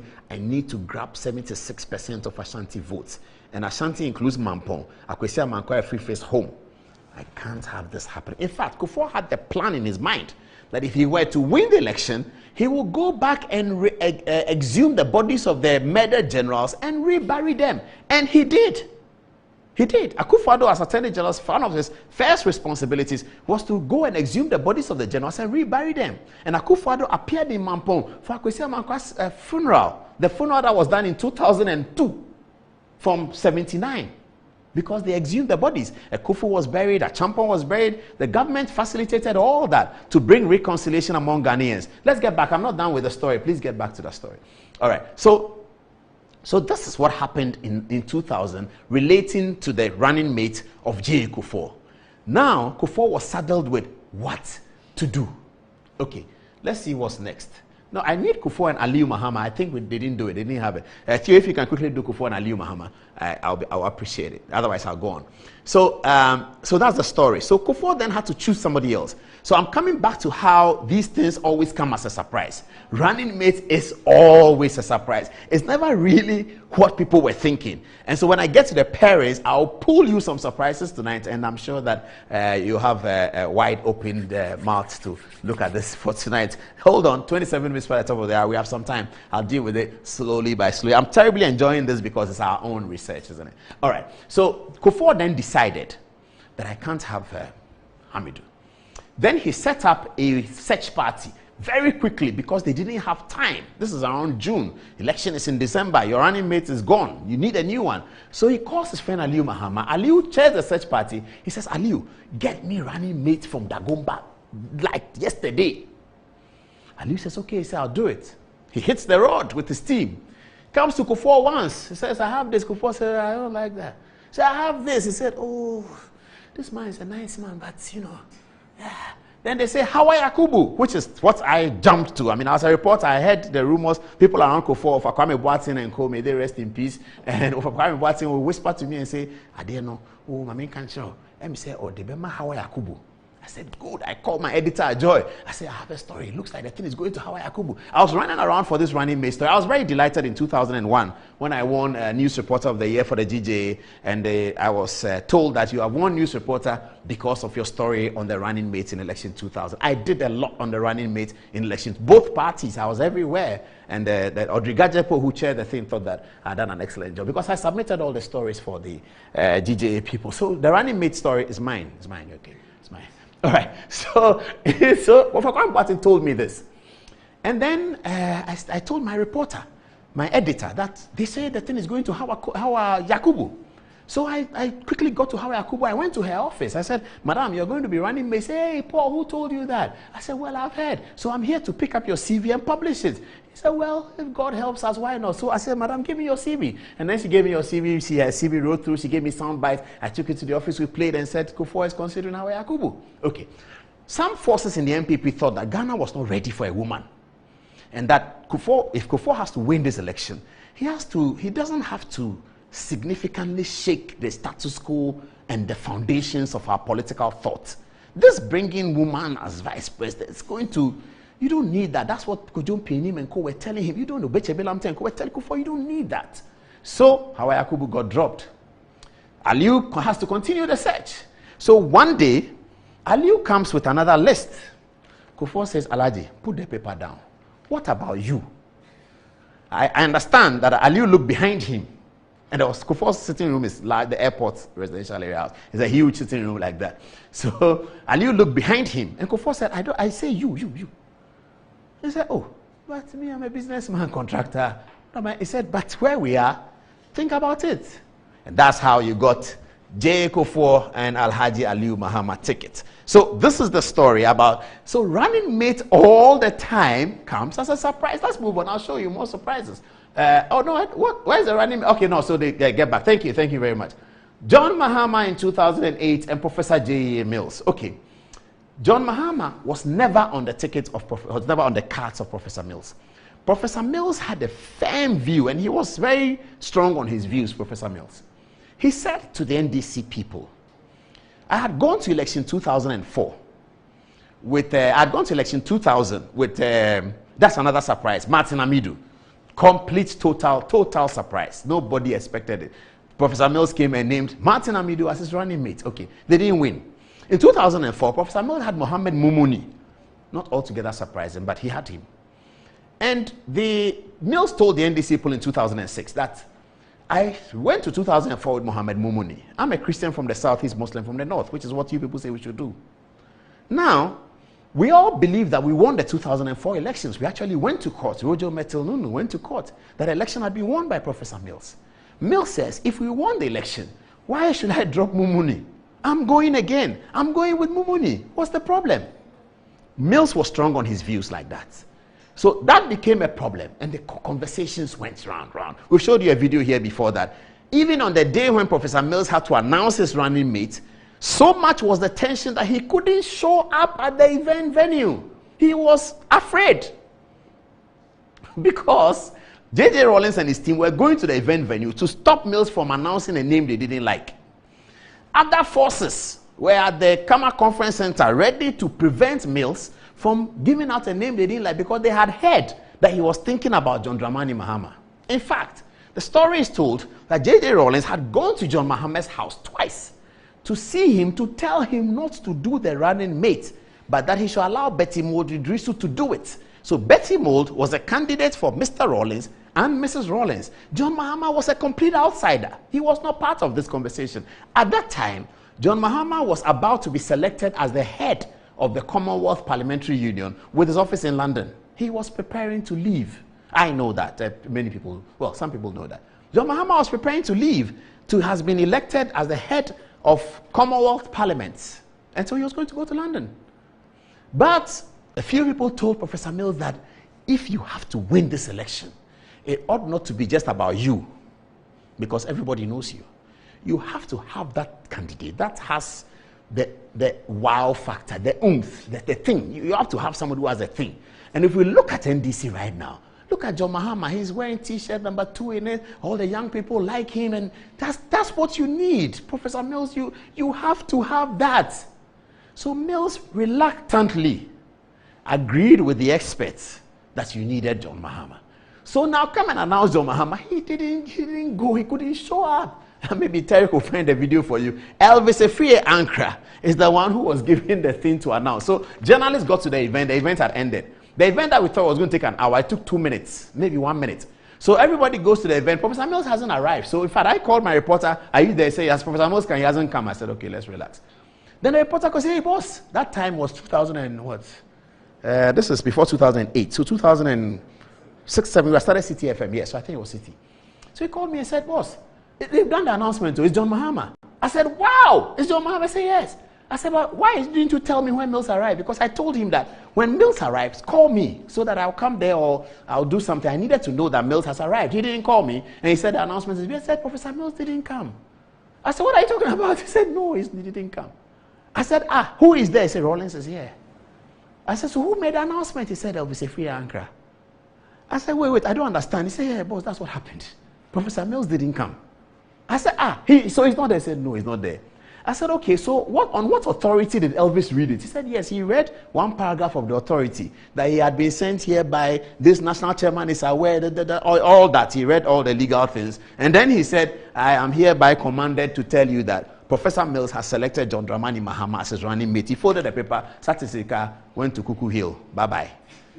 So what happened? Every reporter, senior reporter, went to Cuckoo Hill. So I went to Cuckoo Hill. When I got to Cuckoo Hill, Roland Akwa Sampson was there, Raymond Archer. Everybody went to Cuckoo Hill to go and understand what has happened. So we arrived there. Professor Mills was upstairs, and he was all smiles. He was smiling. He said, oh, how are you? We said, but Prof, you have a running? He said, yes, I have a running mate. And then John Mahama started arriving to loud cheers, noise. And I remember that after in Cuckoo Hill, there was a lot of confidence among the NDC people that this time, something was going to happen. So that's how John Mahama was selected. Completely as an outsider, nobody knew anything. So I don't know whether that trend is going to continue this year. 24. But I suspect it would. All right, let's move on. John Mahama's selection of Pakwesi Misata, totally as a surprise. Came as a surprise. Mills had died. Who was going to be running mates? I was campaigning for Kojo Bonsu at the time. I went to Tema to see Kojo Bonsu. We sat down, we drew a plan. I came on Good Evening Ghana. I said, I think Kojo Bonsu is great. Well, because Good Evening Ghana is an editorial program, I talked about everybody else. Then I narrowed it down because Kojo Bonsu is my brother. I'm very interested. So we thought Kojo Bonsu was going to get it. John Mahama came up with a surprise choice. It was a friend of Pakwesi who called me that afternoon, actually. I'll mention his name. He has a similar name to Pakwesi. He called me that afternoon and said, Paul, where are you? I said, I'm in town. I said, Uncle, what's happening with I speak Fanti with him. I said, Uncle, that running mate, then. I said, nothing, I said, what's happening? He said, Befi. He lives in Laboni. So I went there. He said, Paul, where were you? I said, where? Was that my Pakwesi Misata? I said, are you serious? He said, yes, I'm telling you. Quickly, I called my reporter that find profile, Pakwesi Misata, find. They said, boss, why? I said, find it, hurry up, find it. He says, he's a governor of the Bank of Ghana. I said, oh no, go beyond Bank of Ghana, go to his days at Legon, go to Infant's Film, find a lot of information. Then I was told by the person I was talking to that, because he heard me tell the reporter, I said, call Nana Butler. I said, oh, Nana Butler knows. He said, I called Nana Butler. I called Nana Butler. He started laughing. He said, Paul, I know why you're calling me. I said, Nana, you are home? I said, yes, I'm coming. Straight. He's in La Morning. So I went to Nana Butler. He said, so what do you want? I said, tell me. They said the man is your man. He said, oh, yeah, he's my man. I said, so tell me. But has it been announced? I said, no, it hasn't. I'm just hearing it from your friend. So that's how I got the story. So Pakwesi 2 was completely new. In fact, I found myself writing an article in the Graphic, one that I'll show to you, entitled, will J.H. Mensah and Attorney General revisited? Will Parliament vet the Vice President? To vet or not to vet the Vice President nominee, J.H. Mensah and Attorney General revisited. It's in the Graphic. I published that in the Graphic, and then Joy FM interviewed me about it. Haruna Idrisu and Alex Segbefia spoke with me on the Joy Morning Show about the article and whether eventually President Mahama decided that Pakwesi Misata should appear before Parliament's Appointments Committee. That's the precedent we have in Ghana of a Vice President appointed as opposed to a Vice President elected. So Pakwesi was appointed by President Mahama. He appeared before Parliament's Appointments Committee. They passed him and he was sworn in as Vice President. That's the other outlier. Okay, let's see what else we have.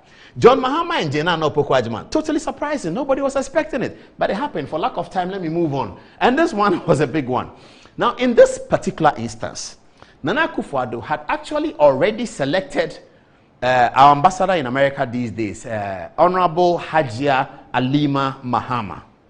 Hajia Alima Mahama had been selected by Nana Akufo-Addo and announced to the National Executive. And guess what? National Executive said, no. That one too, I have a story. Early in the morning, somebody called me. I think it was Kwabeni Japan or so. Said, are you awake? I said, yeah. He said, what's Asamaba? I said, no. He said, well, your father has nominated Alima Mahama. I said, oh, but that's interesting. He said, interesting. Everybody is against it. I said, so what's happening? I quickly look on my phone, tried to reach Gabi Ochidako, tried to reach the people around him, Obeche Bilamte and others. I don't remember what happened. I rushed to the president's home. At that time, he was living in East Legon. I got there, Hakman Uso-Agyeman was there, Osafo Mafo, everybody was there. Everybody concerned, a lot of noise. Then we saw some group of women, led by Victor Newman's wife, came there. There's a lot of noise in the East Legon, and Akufo-Addo was totally distraught. And he was saying that, what's the problem? I mean, Nadia Alima. Then eventually I heard that BJ Darocha, at that time he was alive, had called Akufo-Addo to come and see him. So I knew Darocha had a lot of conversations with him with this news reporting. So I drove to IEA, where Darocha was, IEA on Independence Avenue. I went to see him. I knew him. He said, "Hey, Paul, how are you? How is law school?" I said, "It's fine." He said, "What do you want?" I said, "I understand that you have called for a meeting with the foreign minister." At that time, he was ex-foreign minister, actually. He said, "Oh, yes. I heard that he had made a choice for running mate. I wanted to discuss with him." I said, "But the discussion you're going to have with him is about what?" He looked at me and said, "But I cannot tell you the discussion I'm going to have with the flag bearer." I said, okay, I get it. So I will wait. What time? He said he's not sure. He just asked for him. He doesn't know what time he's going to come. It turned out eventually that the meeting between President Akufo-Addo, or candidate Akufo-Addo as he then was, and BJ Darocha, the legal colossus, ended with the point that Akufo-Addo accepted to change Haja Alima Mahama and have another running mate. Okay, so the party relaxed, and then campaign and jostling began. At that time, I was supporting my friend Alhaji Nuruddin Jawola, may he rest in eternal peace. Alhaji Jawola was my man. So I went to Alhaji. I said, "Alhaji, the thing, how are we going to do?" I said, Alhaji gave me his profile and all that. We talked about it. I just liked Alhaji. I loved him because of football and how he just carried himself. Alhaji was a great guy. Okay, so Alhaji was my candidate, and the eventual announcement came, and it was Alhaji Mahamudu Bawumia. I remember one person told me something. I can't mention him now because of the role he plays these days. He called me and said, "Paulus, this choice is divine." I said, "Barrister, are you sure?" He said, "Paulus, this is divine." I said, "Senior, are you sure?" He said, I can't mention him now because he's a Supreme Court judge. I can't mention him now. But he told me that this is divine, Paulus, this is divine. Everybody calls me Paulus, so if you're trying to see who it was, everybody calls me Paulus. So it's not the one you are thinking, but it's another person. So that was and then we all gathered at Laboni. Laboni is quite significant for these things.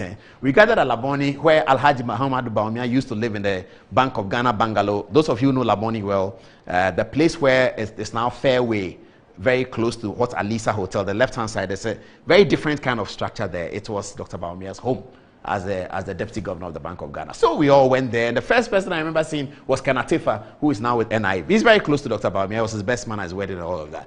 Then Tifa was all smiles, and I said, "Hey, dog, this is good." He said, "This is fantastic." So then all of that began. So Dr. Bawumia's choice too was, in fact, at the Alisa Hotel meeting to announce Dr. Bawumia, there was fight. Ohininto was general secretary of the party. People in the party demanded to see Dr. Bawumia's ID card as an MPP member. At that time, apparently, he didn't have it. So there were people on the ground who said, Sami Crab and others, they argued against it. Hey, Dr. Bawumia doesn't have ID card. A lot of that, So that's the running mate story of recent Ghana. Now, let's get to our parents. And it's now 20 minutes to the top of the hour. I will take the next commercial break. When we come back, tell your friend to tell his friend. We've gotten to the most important part of the program. We're going to throw out the pairings. What we are pairing in NDC, what we are hearing from NDC, what we are hearing from MPP, and then we can discuss a full political show tonight. We'll be right back after the break.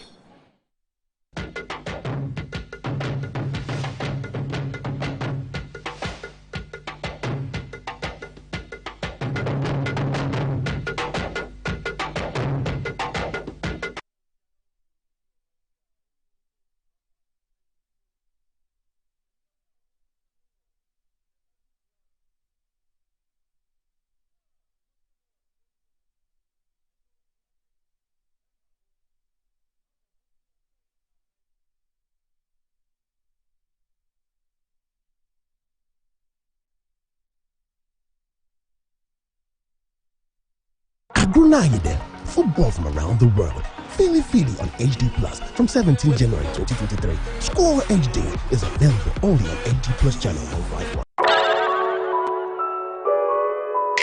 A state-of-the-art facility built with your family needs in mind. A medical center positioned for all your fertility problems and other diseases. Medimosis Clinic and Prostate Center. Our goal is to help our patients achieve and maintain optimal health. We have fully functional OPD laboratories in all our branches. Do you have problems urinating? Medimosis is the ultimate solution. Our Prostacure X capsules and Prostacure Herbal Tea treat prostate problems. Afromosis capsules gives you maximum performance. And for the ladies, Femacure X capsules solves all your menstrual problems. Locate Medimosis Clinic and Prostate Center at Adenta Barrier near the traffic light. Ashaman Ajekojo, Kumasi Ahinima Kokobing, and in Accra, Ministries after the Ghana Highways Yard. Call 0244 068 447. We accept National Health Insurance card and all other private insurance card. Medimosis Clinic and Herbal Center, your ultimate solution for prostate problems. Dummy dribbles to the right. He's got an opportunity on the edge of the penalty box. He's gone past the defense. This must surely be it. Goal! It's a goal!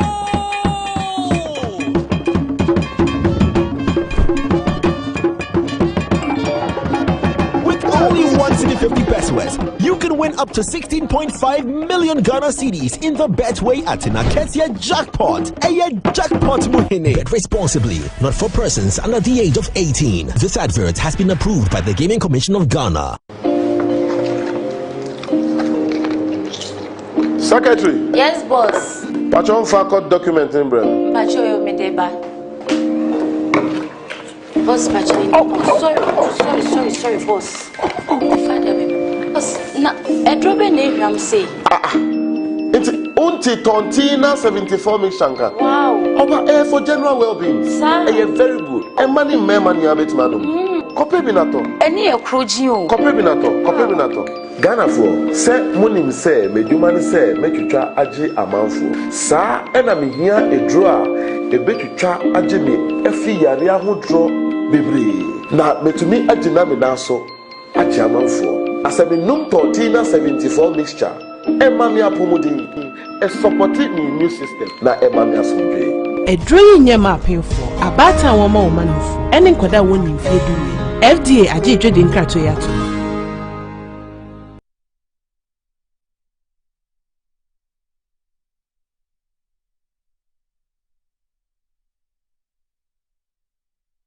Like most we no get money. I say yes. So when I'm talking.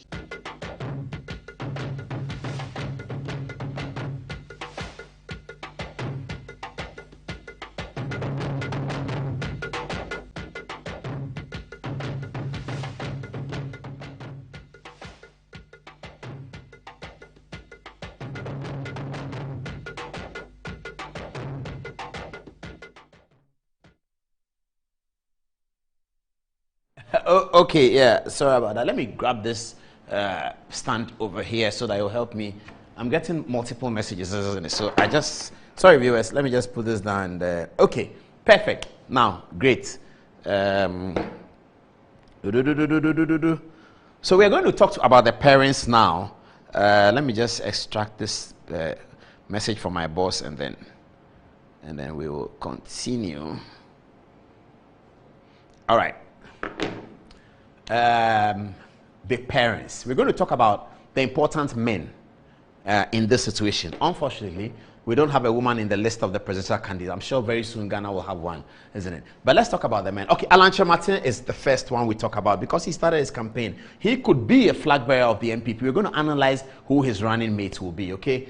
Next is Alhaji Mahamudu Bawumia, the vice president, whose survey is showing that he's leading among polling station executive. He's the next most important person in this conversation. Next after him is Kennedy Ohene Agyapong, who the survey shows is also in one of the top 3 of the NPP presidential list. We're going to talk about him as well. And then John Dramani Mahama, the presumptive candidate of the National Democratic Congress. We're going to talk about him as well. And then Dr. Kwabena Dufour, who is the other person in the NDC ticket. Well, another one in the NDC ticket. I hope they have Kojo Bonsu. Yes, Kojo Bonsu is here as well. Kojo Bonsu is also on the NDC ticket. So Kojo is the last. Kojo Bonsu, Dr. Dufour, President Mahama, Kennedy Agyapong, Alhaji Mahamudu Bawumia, and Alan Kyerematen. All right, let's get to the parents. So give me the parents and then let's deal with it very, very quickly. As it looks like we have only 20 minutes to go. They're going to put up the parents and I'll pick them. Let's start with the John Mahama parents, please. If you can, they'll get me the John Mahama parents in a minute. And then let me do you have some text messages that we can look at very quickly? Take one each, one. And then by the time you finish, we're ready. All right. So, Ella Aloju Sorry for butchering your name. Watching us from Mamprobi says His Excellency John Dramani Mahama and Dr. Eko Spiogabra is the best choice for Ghana. Let's hear from you, Annette.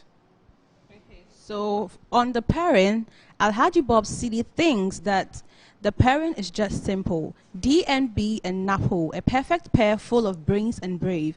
These two have excelled in their field of endeavors. Baumia NAPO ticket will break beyond the 8. Salam to Eko Vincent Esifwa, my NP. Over to you, Karen. Okay, this one is from Muhammad. He says, watching live from the United States. Paul, you are doing a good job. Continue updating us with hidden histories of our motherland. Yusuf Baba says, Mr. Paul, you are a champion. I am enjoying your running mate stories. You are very good in policies. Over to you.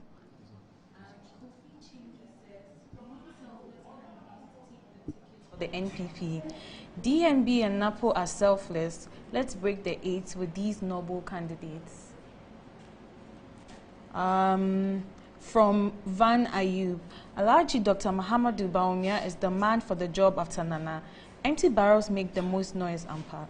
When people are going about speaking of their interest to lead the NPP, the real winner, Dr. Alhaji Mahamadou Bawumia, is still keeping his school. Kwame Jude saying that Alan and Boniface, Alan and Otiko Jaba, Alan and Afoko, Alan and Jinapo, Alan and Kwabena Ejapong will all be super tickets for NPP than any tickets that doesn't have an Alan leading. Ebenezer Anokwa says, Paul is just a walking political historian. Wow, what a great mind. You are just excellent at what you do. I can't get tired of listening to you and watching you. Okay, Mikhail. Now, you were doing the research about the people who did the survey. So what's the name of the company? So it's the Center for Sustainable African Development Initiatives, right? That's CSADI. Is that one based in the UK? Yes. Who are the directors of the company? Right. So the staff here, we've got Dr. Razak Abubakari Sanda. He's one of the directors. He's worked in academia for over 15 years. He's previously worked as a lecturer and postdoctoral research fellow in many universities before joining the Glasgow Caledonian University in 2013. We've also got Dr. Samuel Salia. He's another director. He's held various academic roles, both within the UK and abroad, for over 9 years before joining De Montfort University in July 2019. There's more on him. We've also got Pascal Landidome Navel. He's a fellow with the Centre. He is a fellow for the Royal Society for Public Health UK, a lecturer at Teesside University UK. He teaches research methods for Masters in Public Health, Bachelor of Science Adult Nursing, Bachelor of Science in Midwifery. He's an executive director for the Mind and Health UK in Ghana. There's more and more on him. There's also Professor Titus Olaniyi. He's an advisory board member. He's a fellow of the Higher Education Academy UK. That's a British professional membership scheme promoting excellence in higher education. He's also spent many years advising young people and teenagers. This goes on and on. We've got another fellow, Kingsley Ahenkradodu. And we've got Dr. Kumbi Mabwe, a senior fellow. We've got Dr. Daniel Owusu Afrifa. So the list goes on. There are multiple individuals who are associated with this center. Okay. So I've just received a text from one of the people who is actually on my list already. Deputy Chief of Staff Emmanuel Bossman, that's how you know him. We call him Carlos von Brazzi of Agri House in Achimota School. Okay, so he says me something very important. Now, Brazzi has been my, he was my boss at the beginning, and we worked together on this. Brazzi is a walking encyclopedia of Ghanaian politics. I mean, I saw a text message say that if I am, Brazzi is bigger. Yeah, and he worked at research, and now he's Deputy Chief of Staff. So he writes this to me. He says, bro, but you forget Dr. Bawumia, it was Victor Newman, upon Victor Newman's instructions, that Akufo-Addo told me, myself, Sam Ellis, and Anthony Kabu to go and persuade Dr. Bawumia to come. We did this on the blind side of everybody, including the president's family. In fact, Kabu has said this on Joy FM a couple of years ago. So that be the real story. Okay, Bossman is already on our list tonight, so we're showing him. So viewers, that's the story that's coming up. Let's start with the NDC. We'll come to the NPP. A lot of people are waiting for the NPP. I see messages coming. Messages are coming. Good evening, Dr. Matthew Poku Prempeh, Minister for Petroleum. All right. So this is John Dramani Mahama. Okay. So he already has a running mate, doesn't he? John Mahama has a running mate already. He has Jenna Opoku Agyeman. But here is the issue. The people around him are telling him that this 2024, you can win it. Just don't make any mistake. Don't make a mistake, Mr. Mahama. You can win this thing. So they are telling him, are you sure you need to keep Jenano Opoku-Agyeman for running mate? Nothing to do with her. She's a brilliant lady. She's fine. But are you sure you want to keep her? So they're having this conversation. And my ears and eyes are there. Don't worry whether I'm in Accra or I'm in Ridge or I'm in Teshi or I'm inside the John Mahama circle. I'm sure they know. That's why I get this information. It's correct information. They know. All right. So people are telling John Mahama that, listen, in spite of the fact that there's been a fanti on every NDC presidential ticket in the Fourth Republic, that's amazing. Think about it. Every year there's an election in Ghana, so in the Fourth Republic, NDC ticket has always had a fanti on it. Okay, let's start. 1992, fanti was Konken Senaka. 1996, the fanti was Professor Mills. 2000, the fanti was Professor Mills. 2004, the fanti was Professor Mills. 2008, the fanti was Professor Mills. 2012, the fanti was Pakwesi Misata. 2016, the fanti was Pakwesi Misata. 2020, the fanti was Jenano Opoku-Agyeman. Since 1992, NDC ticket has had a fanti on it all throughout. So, John Mahama is being told that, look, if we can give the running mates to the Volta region, they will very much appreciate it because we run a risk here. J.J. Rawlings has died. Kojochi Carter has died. If we are not careful, the Voltarians are going to begin to wane in their support for our party. More important than the two men whom I mentioned, Flight Lieutenant Rawlings and Captain Chikata, far more important than them to the NDC's Volta region fortune is Mama Agbotui, JJ's mother. So JJ's mother is also dead. Now she was a super force for the NDC in the Volta region. She's gone. So they are telling John Mahama that, look, we need to secure that vote in the Volta region, even to think about bringing you back as president. We have to secure it. Now these men are not there. We don't know what's going to happen. But if you pick a Voltarian, they will rally behind us. And hopefully we can push it through because they give us numbers. So if it's going to be Volta region, first choice, my friend, Honorable Do Ajao, who was former Speaker of Parliament and MP for Aveno Ave, should partner John Mahama to let that happen. President Mahama is thinking about it small because the pressure is coming. And I gave you the history of running mate. Often, it is pressure that brings it. You, the candidate, it is your choice, but the pressure is enormous and it can change the situation. So they are telling John Mahama that, listen, you got to look at Do Ajao as well. If you don't want Do Ajao from the Volta region, then you have to take Alex Segbefia. I hope you can do this for me. So yeah, okay. Yeah. You have to take Alexander Segbefia. You know, Alex Segbefia looks matured here, but he's not 80. John Mahama says if you're 80, you can't do it. So Alex is not 80. So Alex Segbefia is on the ticket. They are telling John Mahama, look, you need to go out of the central region thing and have that, okay? So that's Alex Segbefia and John Mahama, another ticket. The first one is, so John Mahama, Jenano Opoku-Agyeman, there's Do Ajao, and there's Alex Segbefia. The other group is telling him that, Mr. Mahama, forget about that. Yes, do change Jenano Opoku-Agyeman. Forget about Volta region. We need to go to Volta region and campaign. We need to promise them what we will do for them because we have to show appreciation for what the Voltarians do for us. We have to show it. But for the running mate, you need to secure that 30-35% of Ashanti votes to guarantee victory. You have to secure it.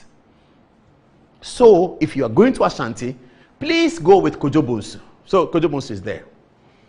So, John Mahama, Kojo Bonsu is another group of lobbyists lobbying to the John Mahama angle and telling him that, Mr. President, if you have to deliver this thing, you need 30% of Ashanti. If you take your tickets out there and you don't have an Ashanti connection on that ticket, they are going to blow it out of the heavens and you will get nothing and you will not be able to win. And these guys will come and break the 8 and be making noise in our ears that they've broken the 8 because we lost Ashanti.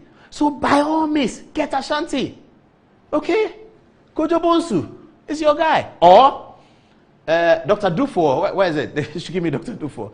Oh, Dr. Dufour is your guy. That's what they are telling John Mahama. I'm coming back to Central Region. So John Mahama is being told. Metro TV, insightful and inspiring moments. Has Christianity always been one of the religions in the world to you? Oh, hallelujah. Praise God. Christianity is not a religion, neither is it a joining of a church and doing the Christian things like praying and giving and so on. Hallelujah. Christianity is the outworking of God's own kind of life received into the spirit of a man. Whoa! This divine life in the heart of a man makes him righteous, keeps him healthy, divinely guided in life, prosperous and victorious. It gives you the ability to enjoy intimate fellowship with the Father and have dominion on this earth. Hallelujah. This is what awaits you if you will wholeheartedly believe that Jesus is the Son of God raised from the dead and personally confess him as the Lord of your life. Glory to God. Hallelujah. Join Dr. David Binder on the Good Life Devotion every Monday to Friday on this channel and receive truth that will usher you into exhibiting the divine life.